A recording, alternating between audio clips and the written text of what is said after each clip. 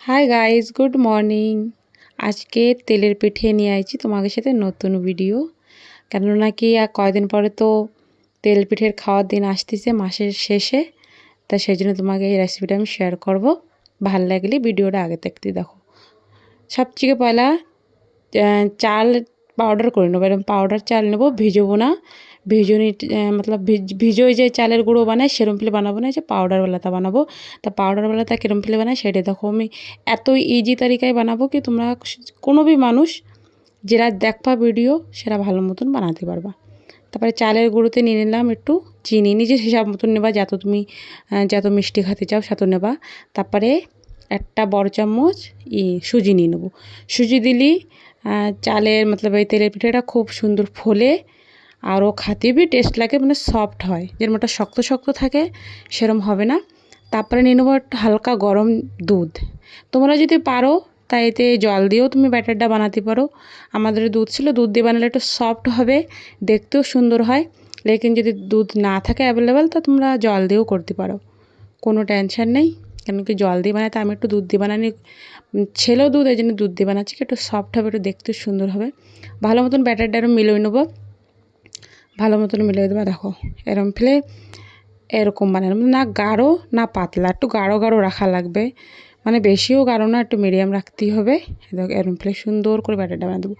তা দেখো হাত দিয়ে মিক্স করলে অনেক সময় পিঠে ফোলে না, তা জেগে জেগে বাড়ি মিক্সার রয়েছে এরকম, মিক্সচারের ভিতরে এই ব্যাটারটা দিয়ে একটু অল্পটু সময় মতলব একবারেই ঘুরোইয়ে তারপরে ব্যাটারটা তুমি এই ব্যাটারটা দিয়ে পিঠে বানাবা। যদি না ফোলে আর একটু সময়ের ভিতরে তেলে পিঠে বেরিয়ে যাবে।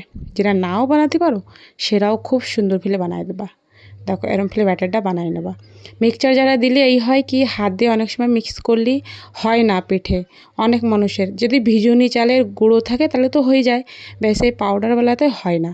তো এরম ফেলে করলেই দেখবা ফুলকো ফুলকো তেলের পিঠে হবে, খাতেও খুব টেস্টি হবে, আর পুরো চারো সাইড দিয়ে ভালো মতন হয়ে যাবে। এরম ফেলে বানাবার সময় भी কম লাগবে আর খাতেও টেস্টি হবে।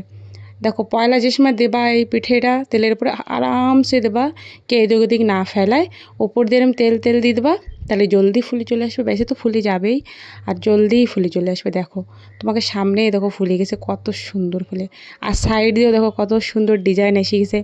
এই ডিজাইনটা না আসলেই মনে করো তেলের পিঠে সে মজা আসে না, খাতেও মজা আসে না, দেখতে না মজা আসলে সেটা খাতে ভালো লাগে কও।